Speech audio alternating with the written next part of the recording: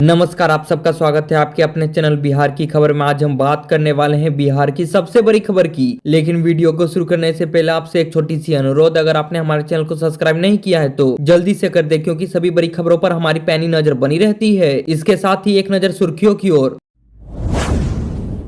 इस बार भी लालू यादव ही करेंगे उम्मीदवारों का चयन, बांटेंगे पार्टी का सिंबल। आरजेडी संसदीय दल की बैठक में हुआ फैसला।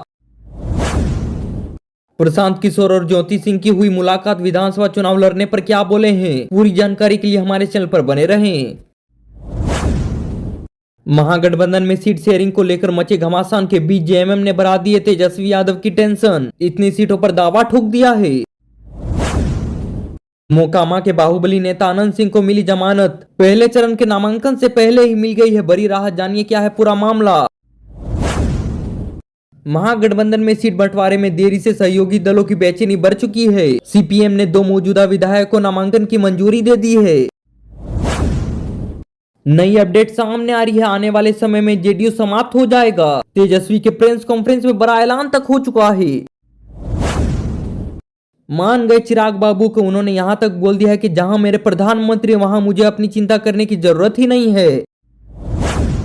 बिहार विधानसभा चुनाव 2025 को लेकर राष्ट्रीय जनता दल ने बड़ा फैसला ले लिया है। पार्टी के केंद्रीय संसदीय दल की बैठक में ये फैसला लिया गया है कि आगामी चुनाव के लिए सीट और उम्मीदवारों का चयन पार्टी के राष्ट्रीय अध्यक्ष लालू प्रसाद यादव ही करेंगे। ये फैसला शुक्रवार को नेता प्रतिपक्ष तेजस्वी यादव की अध्यक्षता में आयोजित राजद की राज्य और केंद्रीय संसदीय दल की बैठक में हुई। बैठक का आयोजन तो पूर्व मुख्यमंत्री राबड़ी देवी के पटना स्थित सरकारी आवास पर किया गया था। बैठक के पहले चरण में राज्य संसदीय दल की बैठक हुई, जिसमें की तेजस्वी यादव ने भाग तक ले लिया है। इसके बाद केंद्रीय संसदीय दल की बैठक हुई, जिसमें लालू प्रसाद यादव भी मौजूद रहे।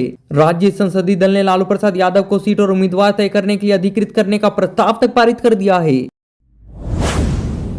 वहीं पर बिहार से बहुत बड़ी अपडेट सामने आ रही है। भोजपुरी सिंगर और अभिनेता पवन सिंह की पत्नी ज्योति सिंह ने आज तो पटना स्थित शेखपुरा हाउस में जनसुराज पार्टी के संस्थापक प्रशांत किशोर से मुलाकात तक कर ली है। इस मुलाकात के बाद उन्होंने स्पष्ट कर दिया है कि उनका मकसद चुनाव लड़ना या टिकट मांगना नहीं है। ज्योति सिंह ने कहा है कि मैं तो यहाँ टिकट मांगने या फिर चुनाव लड़ने के लिए नहीं आई हूँ। मेरा उद्देश्य सिर्फ इतना है कि जो अन्याय मैंने झेला है वैसा कोई और महिला ना झेले। मैं तो उन सभी पीड़ित महिलाओं की आवाज बनना चाहती हूँ। इसी सोच के साथ मैं प्रशांत किशोर से मिलने आई थी। हमारी बातचीत में तो चुनाव या टिकट से जुड़ा कोई भी विषय उठा ही नहीं। प्रशांत किशोर ने मुलाकात के बाद कहा है कि ज्योति सिंह एक बिहारी महिला के रूप में मुझसे मिली है। उन्होंने चुनाव लड़ने की ना तो बात की और ना ही टिकट मांगी है। वे तो एक गंभीर अन्याय का सामना कर रही है और चाहती है कि बिहार में किसी और महिला को ऐसी स्थिति का सामना ना करना पड़े।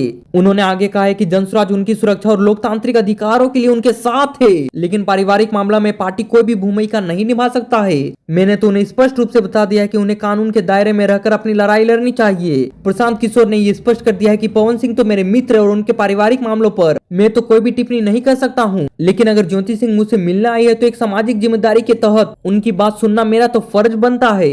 उन्होंने मुझसे किसी भी प्रकार की व्यक्तिगत या राजनीतिक मांग नहीं की है।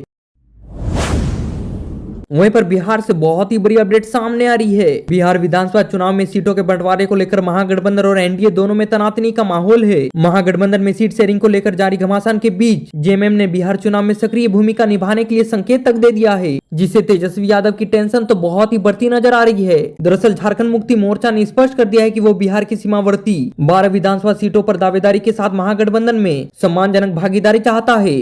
ये सभी जिले तो झारखंड की सीमा से सटे हुए हैं। इन क्षेत्रों में झारखंड मुक्ति मोर्चा का मजबूत वोट बैंक माना जा रहा है। पार्टी का यहाँ तक दावा है कि ये उसका तो संगठनात्मक ढांचा मजबूत है और पहले इन सीटों से उसके विधायक भी निर्वाचित हो चुके हैं। इस संबंध में 6 अक्टूबर को झारखंड मुक्ति मोर्चा के नेता सुदीप कुमार सोनू और विनोद पांडे पटना में आरजेडी नेता तेजस्वी से मुलाकात करेंगे। ये मुलाकात झारखंड के मुख्यमंत्री और झारखंड मुक्ति मोर्चा अध्यक्ष हेमंत सोरेन के निर्देश पर हो रही है, जिन्होंने दोनों नेताओं को सीट शेयरिंग पर बातचीत की जिम्मेदारी सौंप दी है। पार्टी सूत्रों के अनुसार इस बार तो झारखंड मुक्ति मोर्चा बैठक को लेकर बेहद ही गंभीर है। नेतृत्व में अपने प्रतिनिधियों को मजबूत तर्कों और आंकड़ों के साथ बातचीत के लिए तैयार कर रहा है। आपको बताते चले कि सितंबर में पटना में आयोजित वोटर अधिकार रैली के दौरान हेमंत सोरेन ने राजद प्रमुख लालू प्रसाद यादव से मुलाकात की थी, लेकिन तब तो सीट बंटवारे पर कोई भी चर्चा नहीं हुई थी। जेएमएम का तर्क है कि गठबंधन धर्म में उसे वही सम्मान और हिस्सेदारी मिलनी चाहिए जैसा उसने झारखंड में अपने सहयोगियों को दिया था। पिछले वर्ष झारखंड विधानसभा चुनाव में झारखंड मुक्ति मोर्चा ने महागठबंधन धर्म निभाते हुए आरजेडी को 7 सीटें दी थी, जिनमें से राजद ने 4 सीट जीत भी ली थी। अब तो पार्टी उसी आधार पर बिहार में 12 सीटों की डिमांड कर रहा है। मोकामा के बाहुबली नेता और पूर्व विधायक अनंत सिंह को पहले चरण की विधानसभा चुनाव से पहले बड़ी राहत मिल चुकी है। आपको बताते चले कि बिहार विधानसभा चुनाव के पहले चरण का मतदान तो 6 नवंबर को होना है और आज से पहले चरण के लिए नामांकन प्रक्रिया भी शुरू हो चुकी है। पहले चरण में राज्य के कुल 121 विधानसभा सीटों पर मतदान होना है, जिसमें पटना, मोकामा, बाढ़ समेत अन्य प्रमुख सीटें भी शामिल है। जानकारी के अनुसार अनंत सिंह 14 अक्टूबर से मोकामा से नामांकन करने की योजना बना रहे हैं। हालांकि फिलहाल तो इसकी आधिकारिक घोषणा नहीं हुई है। राजनीतिक गलियारों में चर्चा है कि इस समय तो अनंत सिंह के लिए सबसे बड़ी राहत यह है कि उन्हें धमकी देने के मामले में जमानत मिल गई है। जानकारी के अनुसार मोकामा के पूर्व विधायक अनंत सिंह ने गुरुवार को सांसद विधायक से जुड़े हुए आपराधिक मामलों की विशेष अदालत में आत्मसमर्पण कर दिया था। मामले की सुनवाई तो MP MLA की विशेष अदालत में हुई थी। एनडीए में सीट बंटवारे को लेकर लगातार मंथन का दौर चल रहा है। इसी बीच केंद्रीय गृह राज्य मंत्री नित्यानंद राय ने ये 2 दिनों में कुल 3 बार LGPR के अध्यक्ष चिराग पासवान के घर पर हाजिरी लगाई है। दोनों नेताओं की बात हुई, उसके बाद तो दोनों मीडिया के सामने आए और साफ साफ शब्दों में कह दिया है कि बातचीत तो सकारात्मक रही है। चिराग पासवान ने बड़ा बयान देते हुए यहाँ तक कह दिया है कि जहाँ पर मेरे प्रधानमंत्री नरेंद्र मोदी खड़े हैं, वहाँ कम से कम मुझे अपने सम्मान की चिंता करने की जरूरत तो नहीं है। दोनों के बीच लगभग आधे घंटे तक बातचीत हुई थी। उसके बाद तो चिराग पासवान के तेवर बदलते नजर आए। उनके चेहरे की खुशी बयां कर रही थी कि सीट शेयरिंग को लेकर बात बन गई है।